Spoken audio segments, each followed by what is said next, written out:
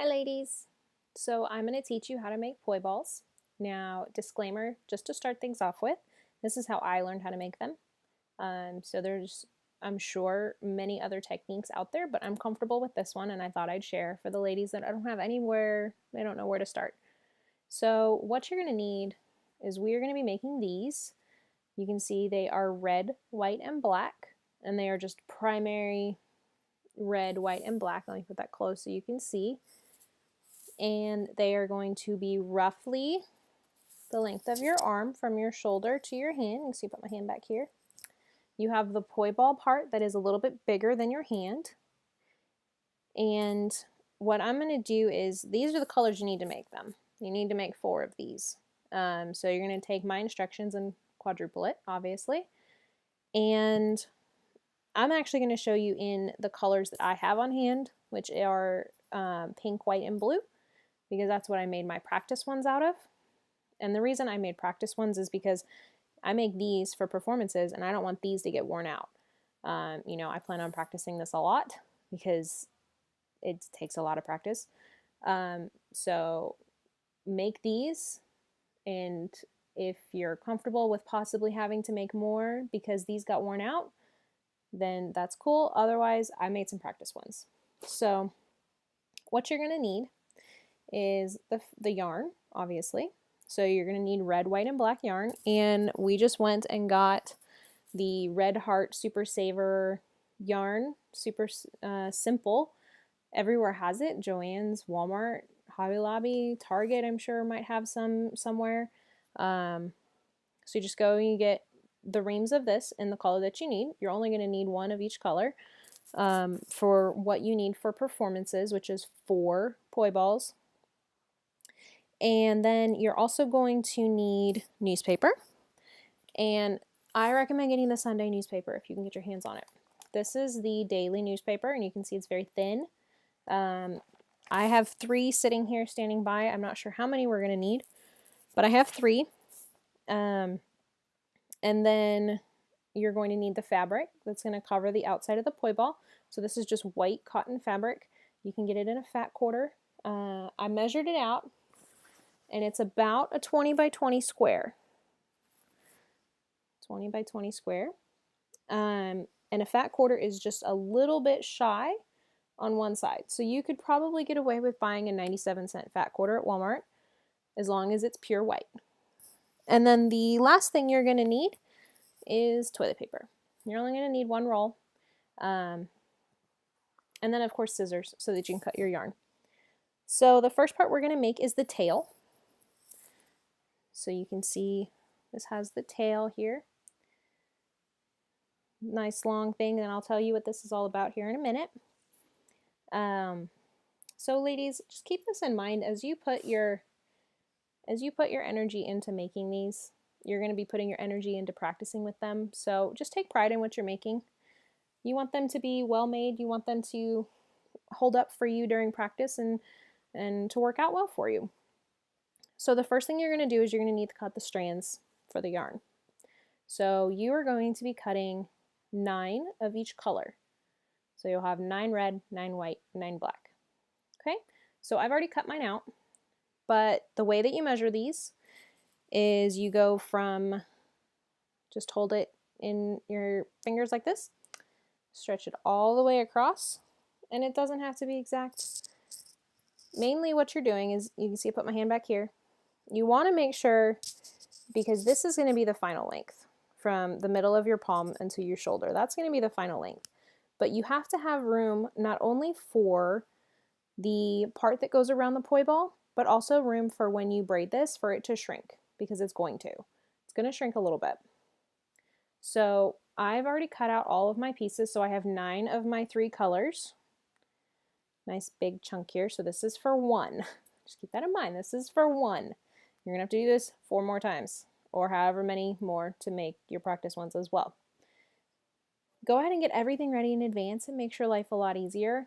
If you want to go ahead and cut your fabric or just open up your fat quarters if you do it that way, have those standing by ready to go. So now that we've cut all of our fabric, we need to braid it. But what we want to do first before we braid it is we want to bring all of our ends up to where they're roughly about the same spot. And again, this is not an exact science. So you just want to, see, I'm just bringing these to where they're all starting in roughly the same place, because it doesn't make sense for, you know, one or two to be way longer than the rest of them. And this is something fun that the keikis can do too. They can help you braid this as long as they keep it nice and tight. Or, you know, they should make their own as well. You know, make their own little versions, because the reality is they're going to be the ones using them, not mom and dad. So if they put their energy into using them, they're going to take pride in dancing with them. At least that's the theory. So once you get all of these in roughly the same spot, and I'm doing this right along with you ladies, so that's why it's taking me just a second. You know, I'm just sitting here in my craft room, sitting in a comfy chair. Might not be a bad idea to, you know, if you already know what you're doing, to have a TV show or something on. Because this is, can be kind of mindless, but it's good. Soft music, could be relaxing. Depends on how frustrated you get with small, easy things. It's how much of a perfectionist you are. So once I finally get all of these strands to cooperate with me, I went ahead and cut these out before I turned on the video. Got some blues that ran away. And it doesn't matter where they are in relation to your hand. So what I mean by that is, you know, I'm not keeping them all separated when I put them in the top of my hand here, because I'm going to do that here in a minute. I'm going to separate them all out. So just run your fingers through, make sure you've got all of them, because these strands are very long. And if you have cats, like I do, beware, because kittens are great helpers, and they like to help you with yarn. I'll tell you how many times I've had to swat some kitten hands out of the way because they were trying to help me braid. Okay, so I've got them all nice and straightened out, yeah? And they're not perfect on the end. It's like I said, it's not an exact science. As long as you get the relative distance, you know, majority of mine are running from my palm clear over to here. I've got plenty of room. So the next thing you want to do is tie off this end so that you don't lose what you just spent your time doing. And it's just a single knot. So you just wrap it around your finger, reach your thumb in so you can grab, yeah. You want to try not to waste too much of this as you're making this knot. Make it as close to the top as you can get it. So you have something like this, and then pull it toward the top. Make sure you pull it nice and tight, but also don't pull your strings out like I'm about to do. Just readjust this, pull it both directions until it's nice and tight, because you don't want this to come undone when you're dancing. When you're swinging it around for it to go hit somebody in the head. You need to do enough of that on your own, I promise. Okay, so we have a knot up on the top. Now here's where it gets a little bit tricky. And if you're kind of Hawaiian like me, you're going to put it in between your toes. You're going to find a way to hold this end, whether that's your toes, or you have it attached to something, or you have a husband hold it, or a kid, some way to keep some tension. And then the next thing that you're going to do, because you can't see my toes, is I'm going to put this knot in between my toes, and then I'm going to separate my strands, and I'm going to pull them all together. I'm going to pull all my pinks, and I'm going to pull them out. And you can do this before you're holding it on your foot. It's just the easiest way to do it if you've got, you're doing it by yourself. Ask Kumo, she does it too. So you pull your different colors apart so that you have 3 strands, 3 large bulky strands. And you are going to braid these as soon as you get them separated. And a braid is, I'm not sure how many of you may not know how to braid, but I will break it down for you. So a braid, normally you would be holding this somewhere so that it keeps tension, because you want it to have tension. So a braid, you have your 3 strands separated, You're going to bring one over. Make sure that my screen stays on here. You're going to bring one over, and then you're going to bring the opposite side over. And then you want to pull these apart so they don't get all tangled down at the bottom. And then you're going to bring the other side over. So your center piece is always going to change. These are just rotating through, so you can see how I'm starting to braid. So I bring my blue over my pink. Now my blue is my center. Now I'm going to bring my white over my blue. So my blue is on the side and my white is my center. And you're just going to keep doing this all the way down. Okay, so I'm going to put this down here so I can do this along with you ladies. Hopefully this doesn't hit my microphone too poorly. Let me just move this. Hopefully y'all can still hear me. So I'm just braiding. Now, ladies, what you're going to want to do is once you get a good chunk of this braided, you're going to want to check it. You're going to want to see if it's long enough. And it's not going to be when you're almost done. I'll tell you that right now. You hear the cats fighting in the background? Told you. It's not going to be when you're almost done. It's going to be like on these. See how I have this long tail? You're going to have quite a bit left.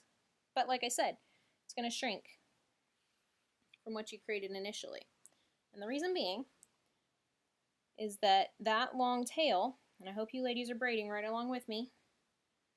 We're doing this real time. That long tail is going to be what wraps around and holds your poi ball in place. Now granted, we are going to cut some of that off, but that's the basis of it. So I've been braiding for, you know, in general, not poi balls, but I've been braiding for a long time. So this is relatively quick for me, and you'll find that as you go along, as long as you're keeping tension on it, it gets a little bit easier. Just make sure that you're pulling those strands out every so often, every couple of rows, so that they're not getting tangled down at the bottom, because that becomes a hot mess. We don't need hot messes. Ain't nobody got time for that. Okay. So just keep pulling this, pulling and braiding.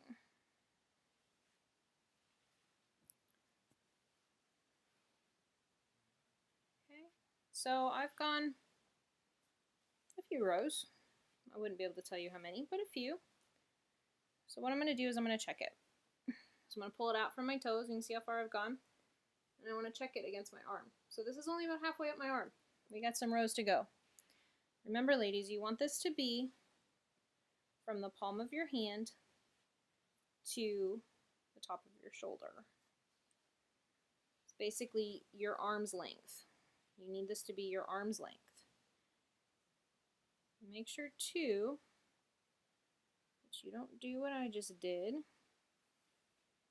Getting a piece that has folded in on itself, because you're going to have a hell of a time pulling it out.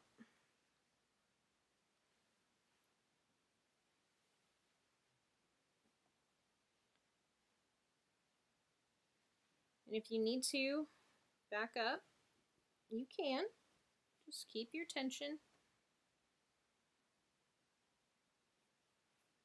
as best you can, and you should, in theory, be able to pick right up where you left off.